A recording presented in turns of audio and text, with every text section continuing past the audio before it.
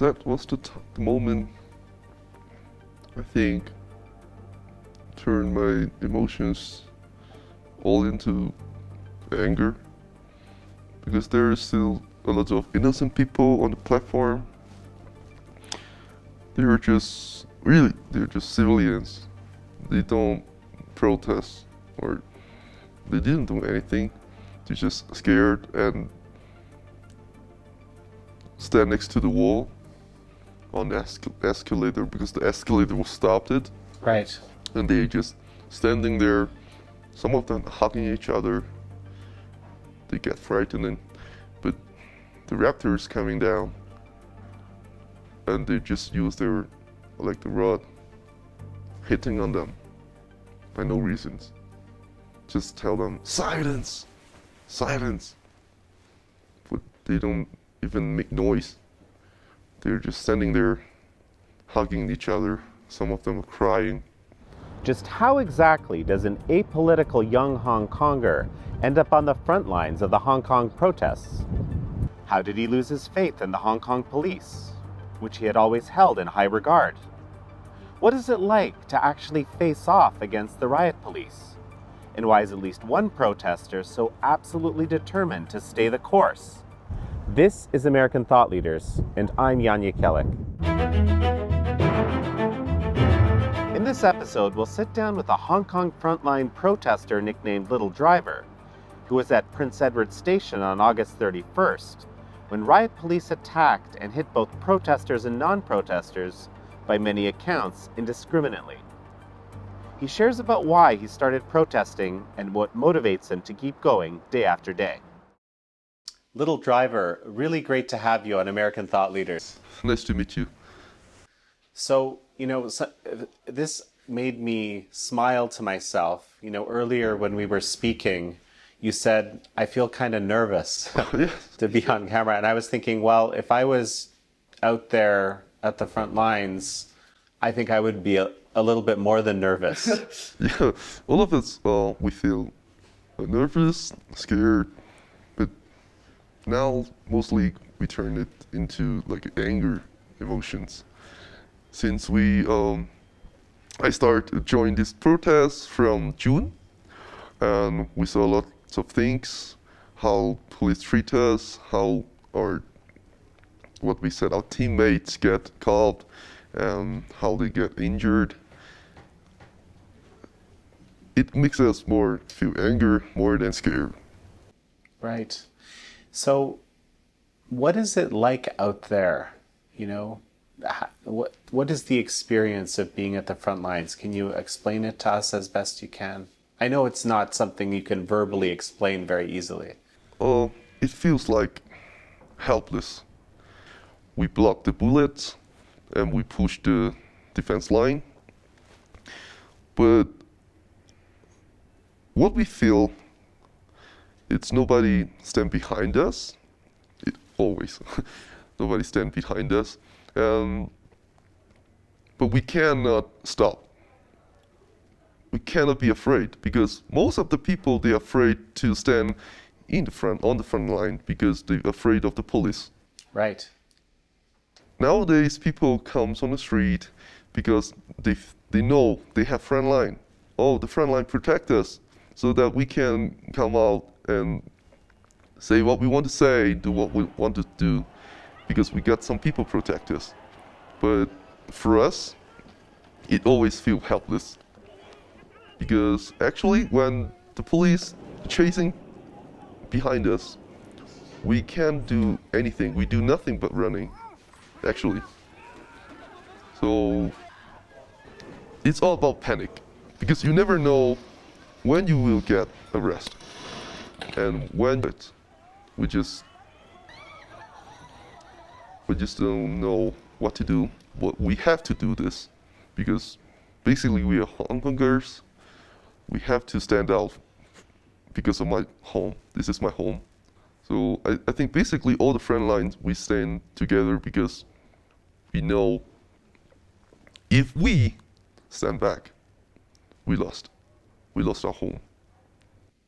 That's, very, very powerful words. You told me that you first came out on June 12th. Of course, that's the big protest, the big tear gas starting to come out. But what motivated you to come out that day for the first time? Because I think the government is not hearing, is not listening to us. So it makes me feel anger. Like I thought that the peaceful protests can, speak loud for us, and the government can listen to us. But the fact is, they don't, and they ignore us, and go in the opposite way that what people thinks or what the people wants. So I think the government teach us peaceful is useless, like what we used to say.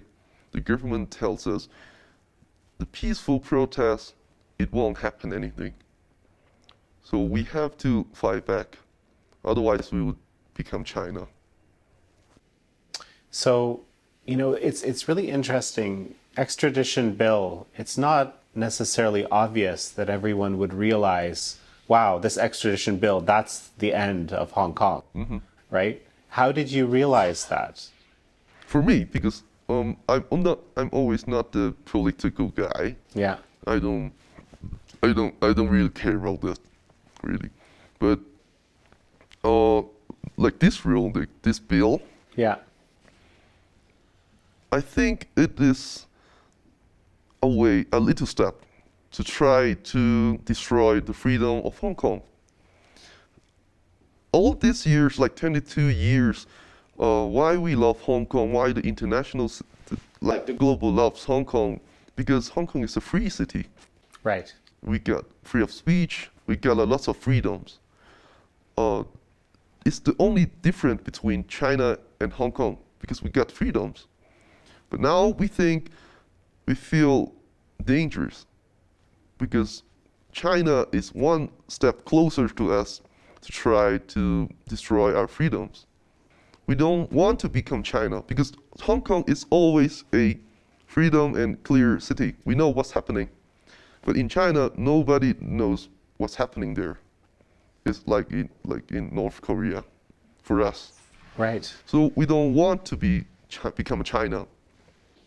So it sounds like to me you're talking about, in Hong Kong there's some rules, or at least in the past there were some rules, and you could expect the government to follow them. You could predict that. But you're saying in China, you don't know how people will interpret the rules. You don't know if there's rules. You don't even know what the rules are really. Unclear. Right. Everything is unclear.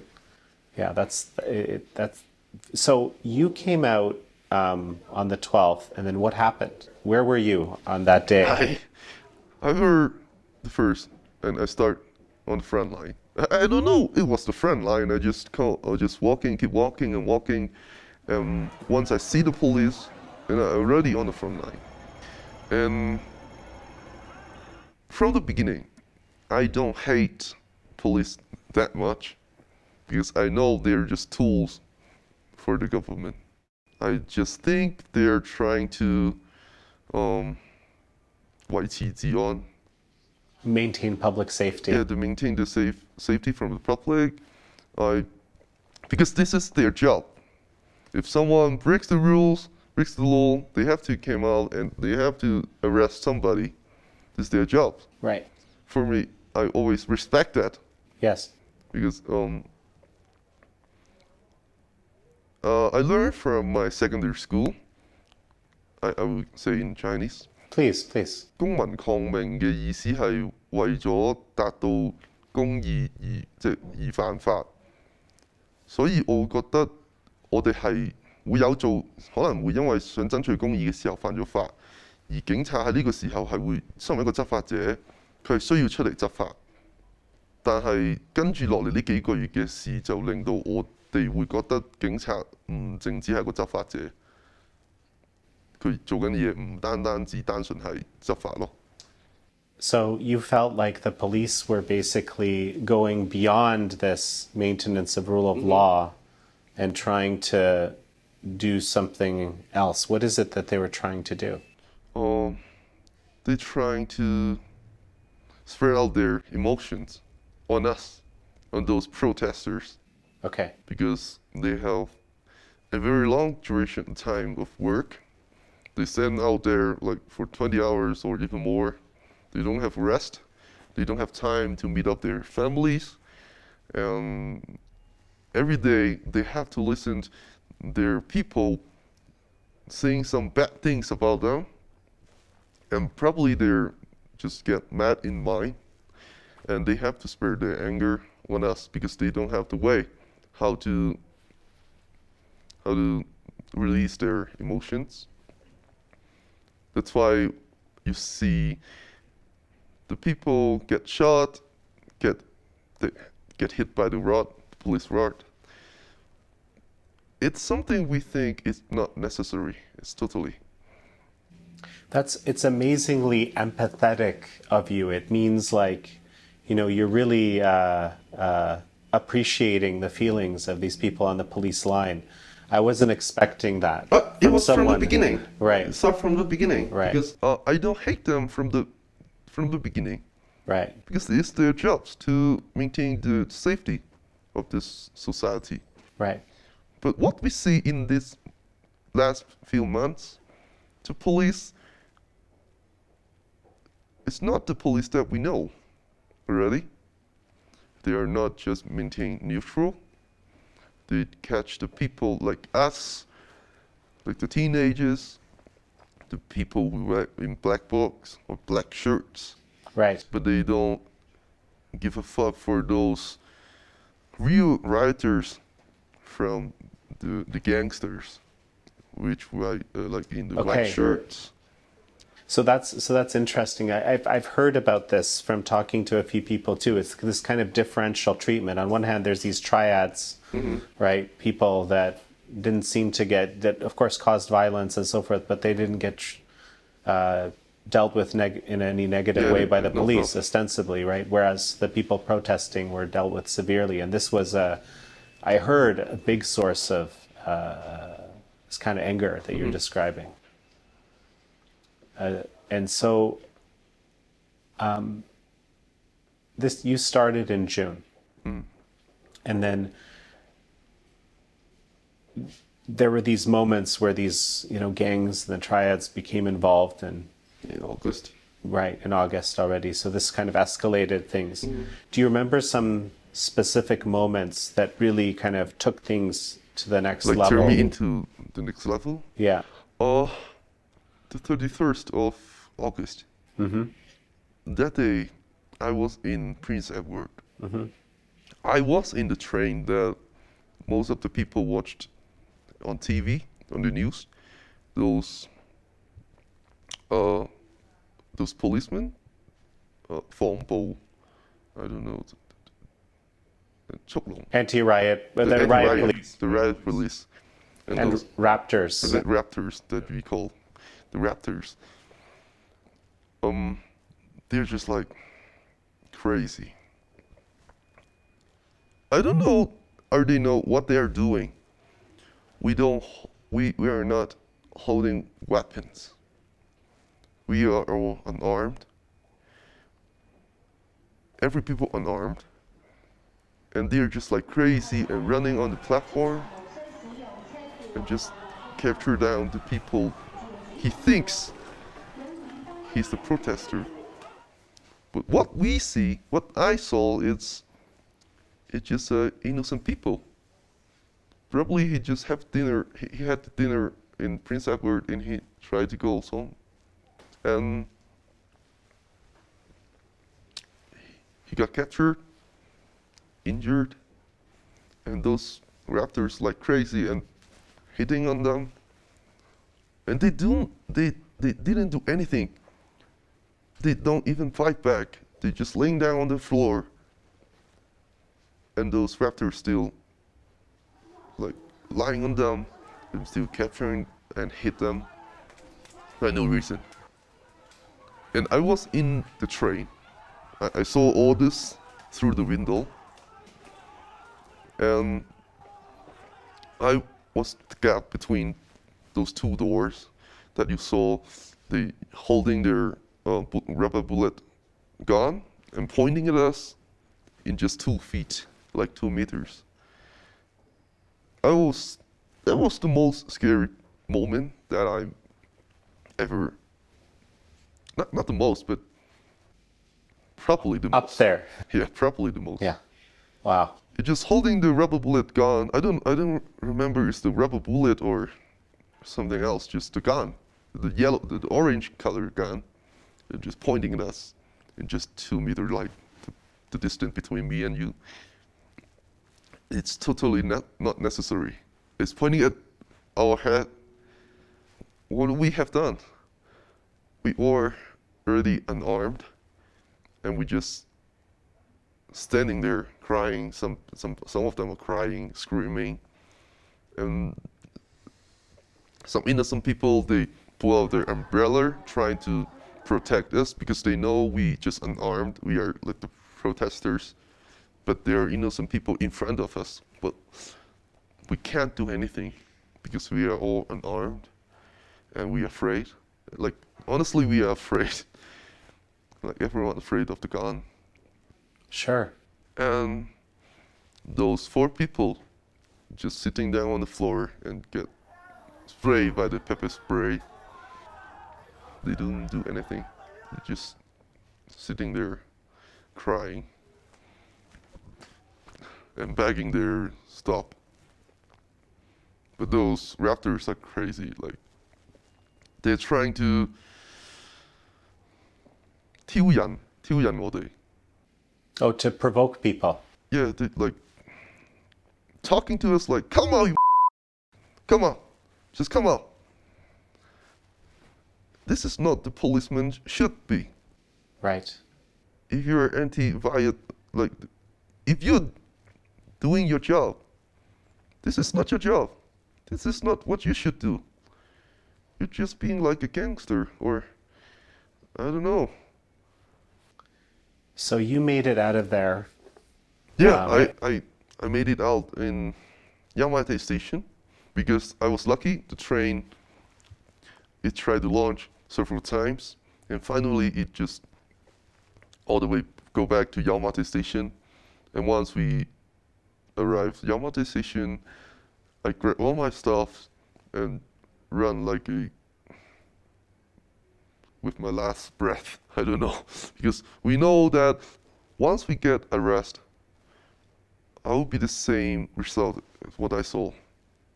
Those people, those teammates get arrested in front of me just through the glass. Of course, we are afraid, but much more anger.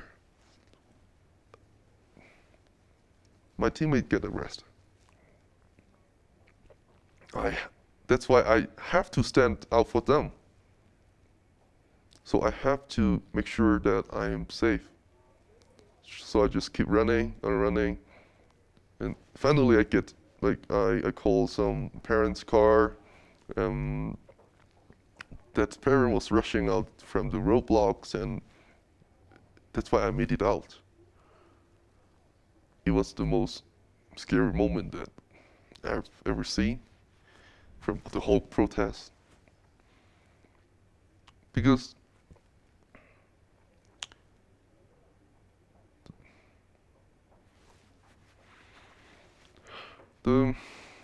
sorry.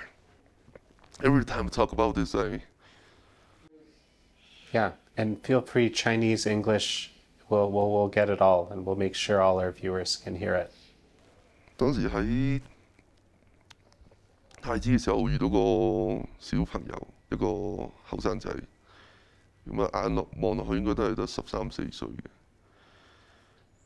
嗰陣時佢，因為我當時就人哋眼中叫做副機啊，全副武裝咁樣。咁佢喺月台上面見到我哋嘅時候就，當時佢淨係着住一件普通嘅 T 恤同短褲，孭住個背囊。然之後佢同我講話，佢話哥哥，今次係我第一次出嚟前線，好驚，可唔可以跟住你哋啊？我真係好驚，我唔知要做啲咩好。咁我同佢講話，哦冇問題，你跟住我哋啦，冇事嘅咁樣。喺當時月台上好混亂嘅時候，我同我另一個兄弟衝返入去架車廂嘅時候，當我喺玻璃窗望出去嘅時候，就見到嗰個僆仔就俾人哋佢企咗喺度不知所措咁樣，又唔識走，佢就俾3個速龍撳低咗。佢哋揾個膝頭哥撞佢背脊，用支伸縮警棍係咁打佢背脊。佢當時身上一件 gear 都冇，我唔知打落去會有幾痛咁樣，但係佢就喺我面前俾人哋一棍打落去，但係我哋咩都做唔到，即係市民一路都當我哋前線好勇敢，係勇武，但係當其時我哋所有人喺架車上面乜都做唔到，淨係可以望住佢俾人打，我哋真係會覺得好無助，好無力，亦都好嬲，因為同時我哋乜都做唔到。即係當然最後嗰個小朋友就俾人哋 charge 咗，有2支汽油彈啦喺身上揾到，就係喺新聞上面見到13歲嗰個小朋友。Well, thank you for, sharing that. And it's a very, very powerful testament to what has been happening. Well, that was the moment, I think, turned my emotions all into anger, because there is still a lot of innocent people on the platform. They're just civilians. They don't protest or they didn't do anything. They're just scared and stand next to the wall on the escalator because the escalator was stopped it. Right. And they're just standing there, some of them hugging each other. They get frightened, but the raptor is coming down, and they just use the rod, hitting on them by no reasons. Just tell them, silence, silence. But they don't even make noise. They're just standing there, hugging each other. Some of them are crying. I think those police, they still think they're maintaining safety of the public. But they don't know they already get crazy. What they want is arrest those teenagers. And I can put all my angers on you because I'm doing my job. Because you're protesters, I can arrest you and I can do whatever I want on you. So I think it's just totally ridiculous for them. Shame, really shame on them. The police force was the person or the job that I always respect of. I always respect them because, they do the right things, I think. But obviously in these few months we saw the truth. The fact is, there's no difference to rioters.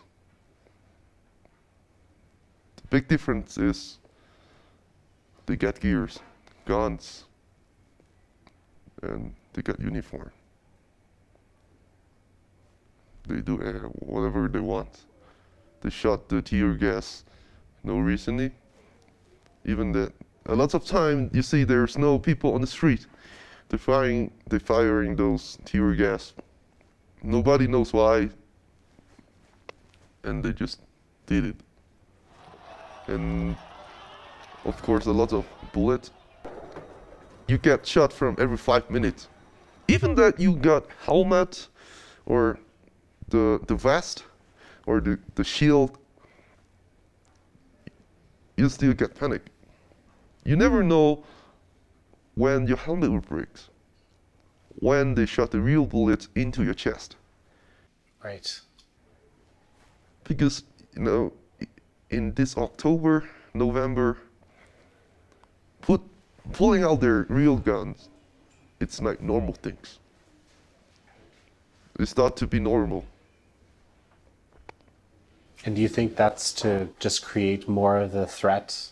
Yes, of course, because once there's one police or frontline, they pull out their guns, the others will follow. That's what we see now. The first time, they pull out. Second time, it's not just showing up their guns. They fire in the air, in the mid-air. And after several times, they start to point it to us. And after that, they shot in the chest of the kid. Right. We've seen that, the footage of that. You see, the things is getting serious. It is because this police team, they think they can do whatever they want because the PPRB will deal with it. Will deal with it with the publics. They get explanations. Whatever the explanation is, that fair or not, or it doesn't have to make sense. The only thing makes sense is the air police. They're wearing in uniform. Then I can do what I want. I don't care, are you breaking the laws or not. Just because you're wearing black in gears, I can shut on you. You mentioned that your teammates a bit earlier. Mm-hmm. And how did you find your teammates? Oh, so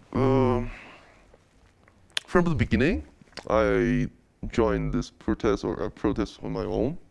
I don't have any teams or friends. I just going out because I want. It's just because I love Hong Kong and I have to stand out. I don't even talk with my friends like this stuff because I don't feel safe in this situation. I don't know which I can trust, who I can trust. I can't tell everyone that, oh, I'm the front line, I'm going to protest every day. No, I can't tell them. So I used to go out on my own. But after some months, because on the front line, honestly, we don't have much people. We meet each other every time, we protest together, and we fight back together, we fall back together. Time makes friends. Like the friends more than teammates. Okay. We don't know each other's real name, but every time, every dangerous moment, someone grab your back. And it's our teammates. That's how we form a team. Because we all know that we came out, it's all because we love this place. We don't have the reason to connect us. We are Hong Kongers, and that's why we connect. We're doing things because we love this place. Standing in the front line, that makes us a team.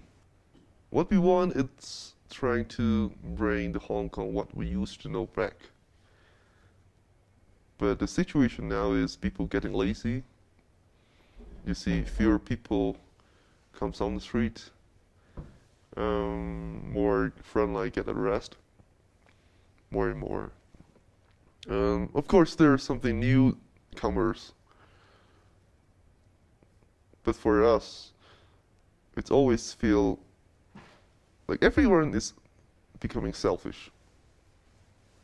I know it's hard to quit your job. Because for me, I quit my job already.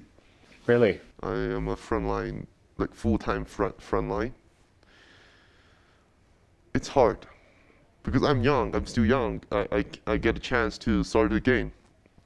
I know people, it's hard for them to make this choice to quit everything and jump into this. But we desperately need some help from, I don't know, whatever, who. Gosh, how do you keep yourself motivated then? Because I know if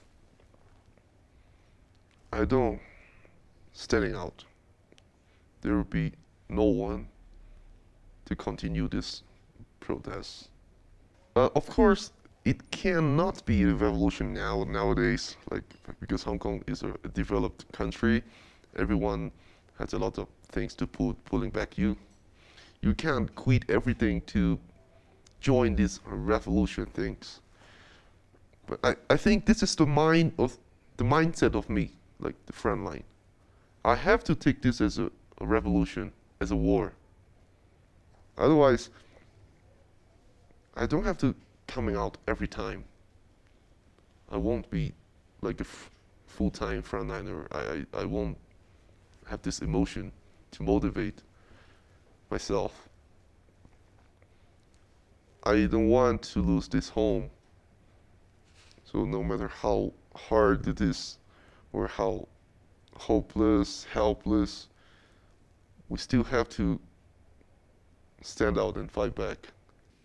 What I've heard, I've interviewed many people, right? And I've heard one thing there's a unity among all the different people. The violent, not violent, they support each other. Many people don't like the violence, right? Why do you think the violence is necessary? Because, of course, the people doesn't like violence, but for us, we think this is the best way to make noises. At least the people who doesn't like violence, they know about this. We let them know about this. Is something happening out there. We don't want the people pretend like nothing out there. We don't want people to pretend that all of this stuff. I have to go back to my work. It is none of my business. It is all of our business because it's Hong Kong stuff. We use what you call violence. Sometimes it's because it's protecting us. Okay. Like when we're trying to falling back, people throw Molotovs or petrol bombs to protect the line, to avoid those police can chase us.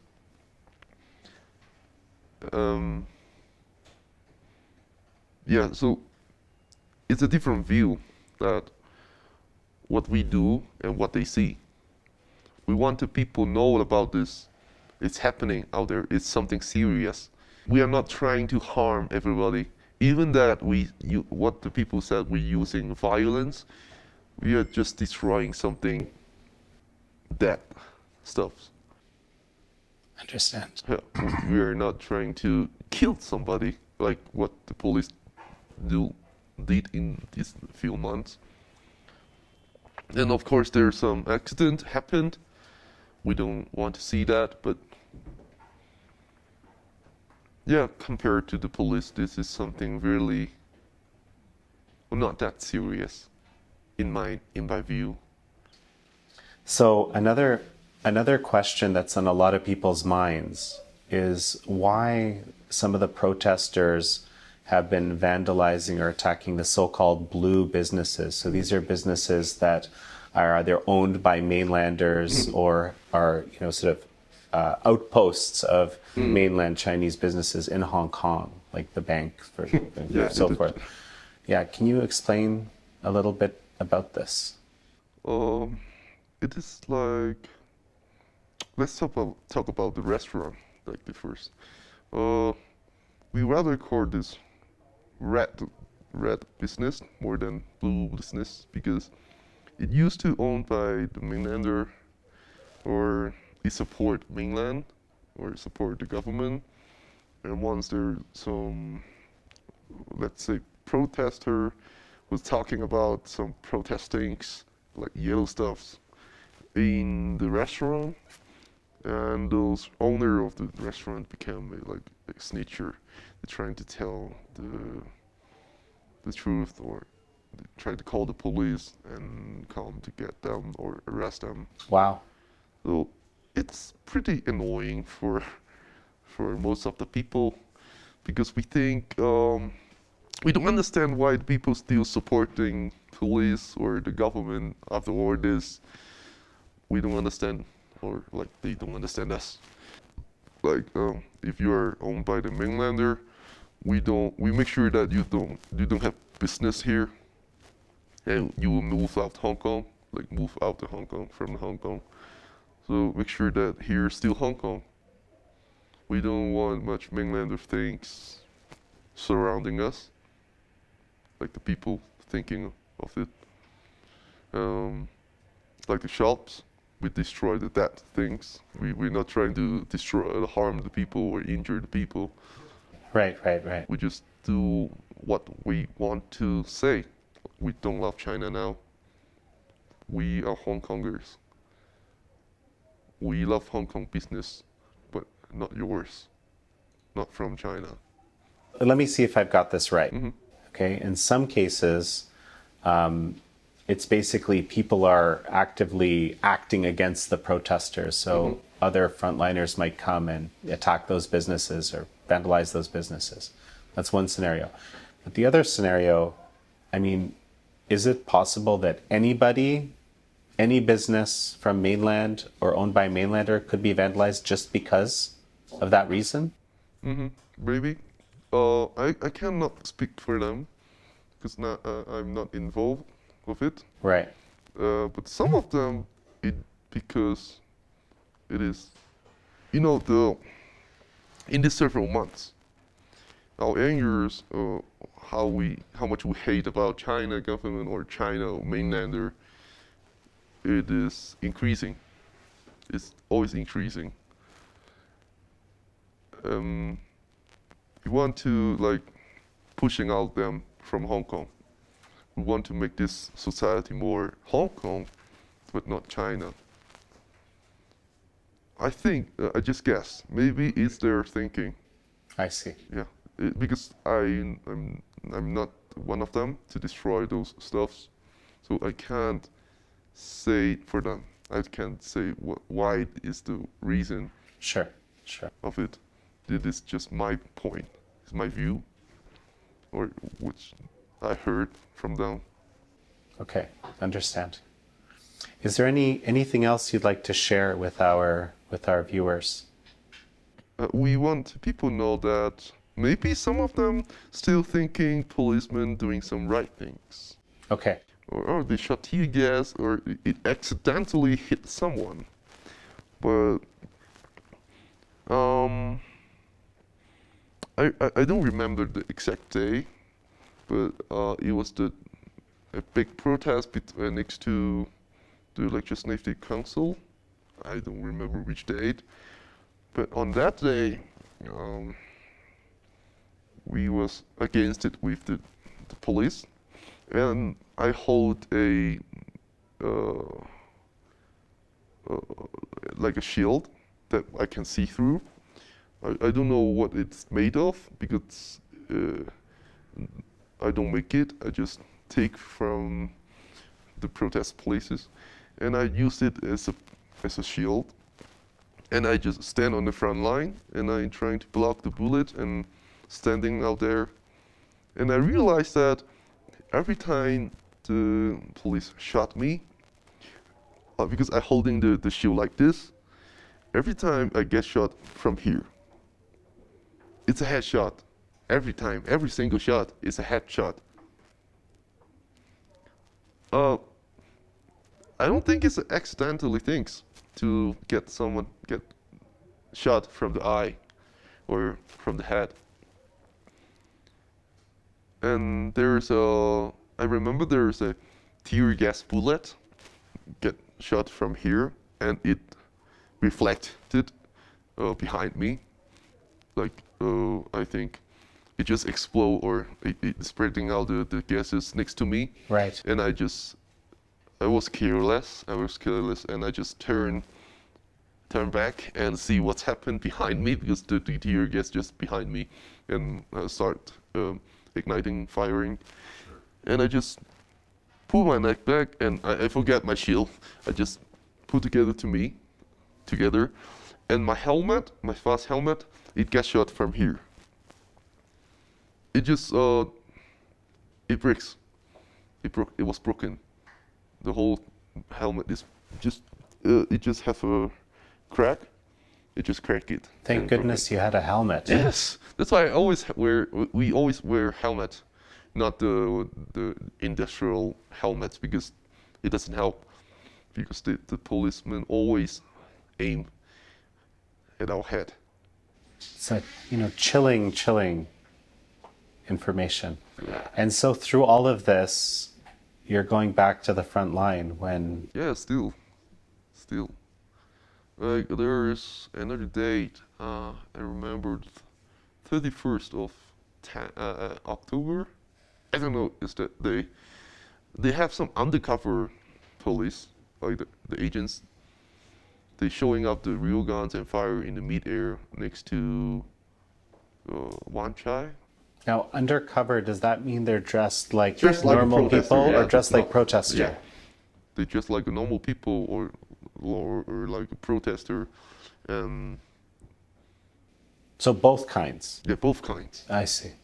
And they are showing up their real guns, just like very short distance, because there are some undercover police was attacking by some people because we think they're trying to catch us again, because it happened before.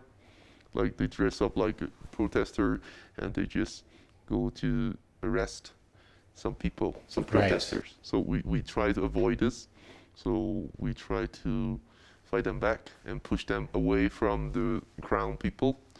And next to Southern Stadium, we're trying to going to help those people who pushing away them from the clowns. We saw some undercover police, and there is another one who are not under attack, who just running into us, and just showing up his gun. I don't know it was a gun. I don't know it was a pistol, because it was a pistol like a Glock 19. That's what we know from the television, Right. the news. In the first sight, I don't even know it's a gun. And I just still running to him, and I saw him pointing to us. And we start fighting, and we just falling back like this. We don't do anything, and he just fire from like in the air, and every people just frightening and running. It was the second, not the most scary from the Prince Edward station, but it's still scary. I almost pee on my pants. It's a real gun. It's the first time I see the real gun pointing at me, so it's a bit nervous for me. We don't know how much bullets he got, how much pistols those undercover got. So in that situation, we choose to fall back. So in these police that are dressed as protesters, the only way that you can tell that they're not protesters is because they pull out the pistol? At the time, yes. Is there any way to tell? Oh, we used to ask them, are you police?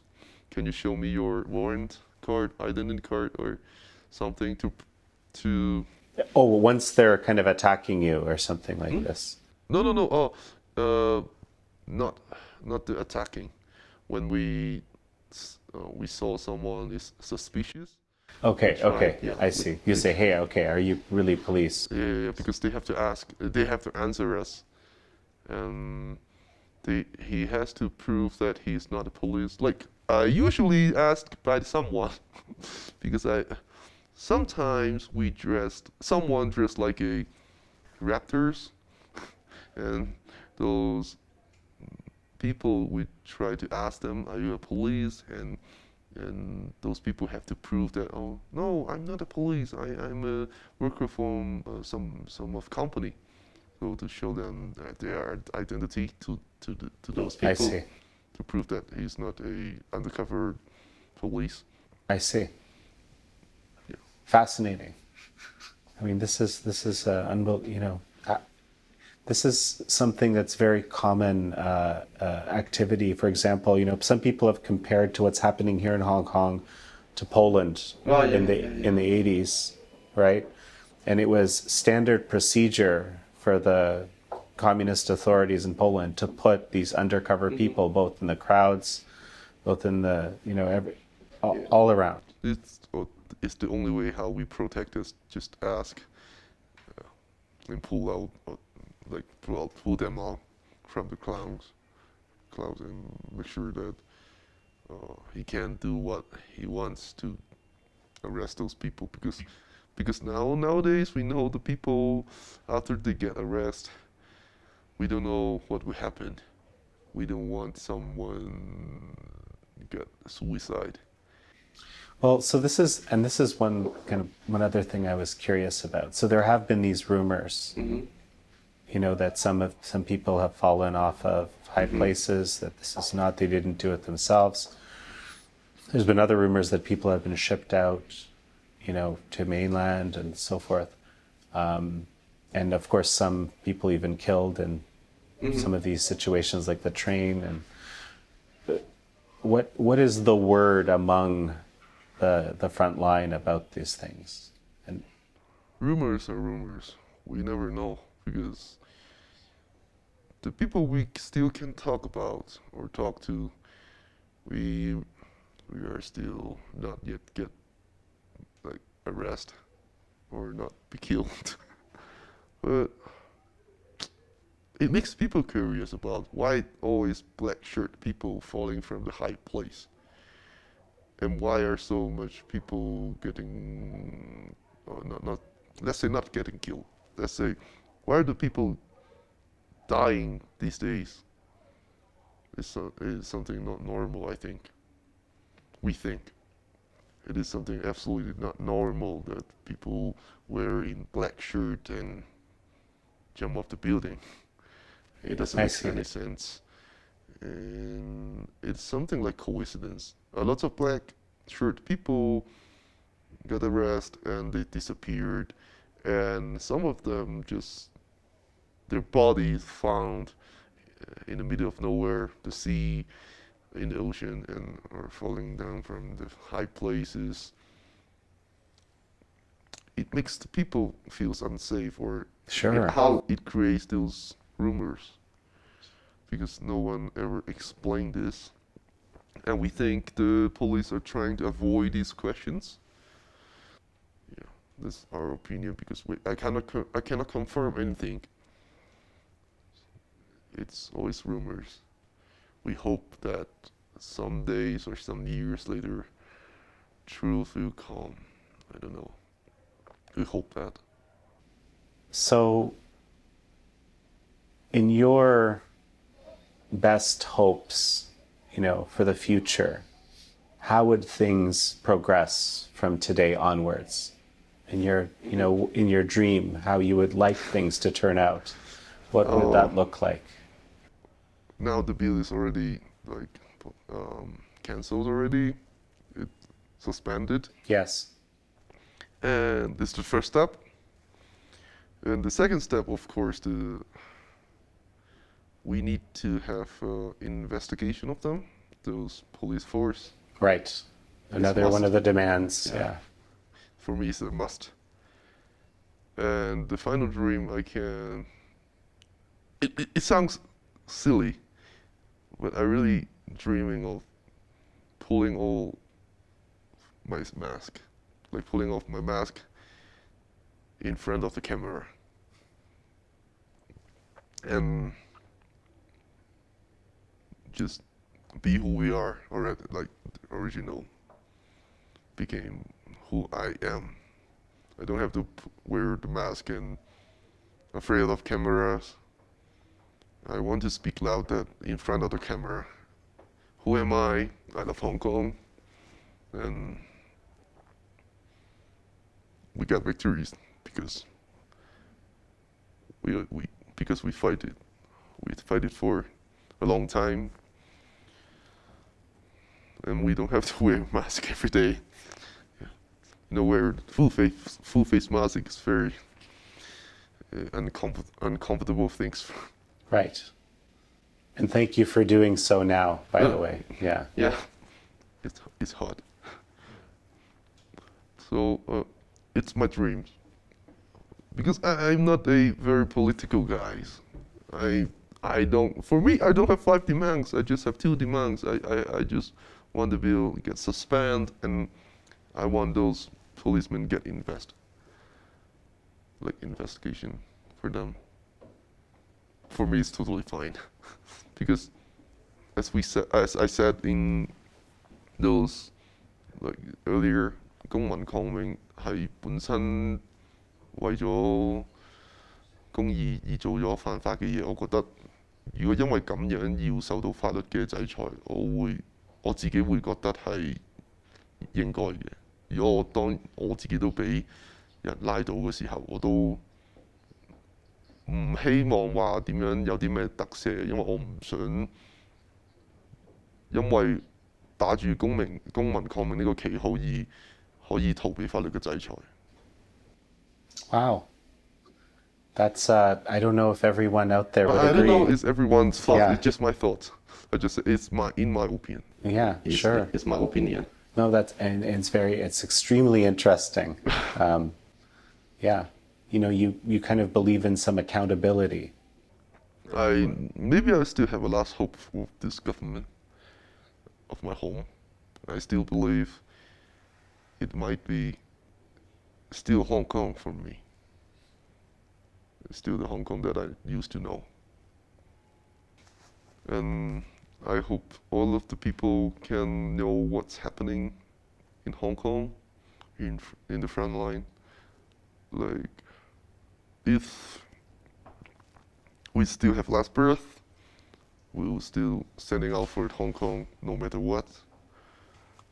Even the real bullets firing on us, we won't stand back. We are not afraid of them. Yeah, that's my conclusions. Thank you. And, on our side, on the Epoch Times side, we can promise that we will deliver to the best we can the truth of what's happening here in Hong Kong to the world and even to mainland China as best we can. Yeah, because I know probably there are some normal people living in China. I think they might want to know what's happening. And of course, we want the victories comes because we want to let the Chinese people know it's working.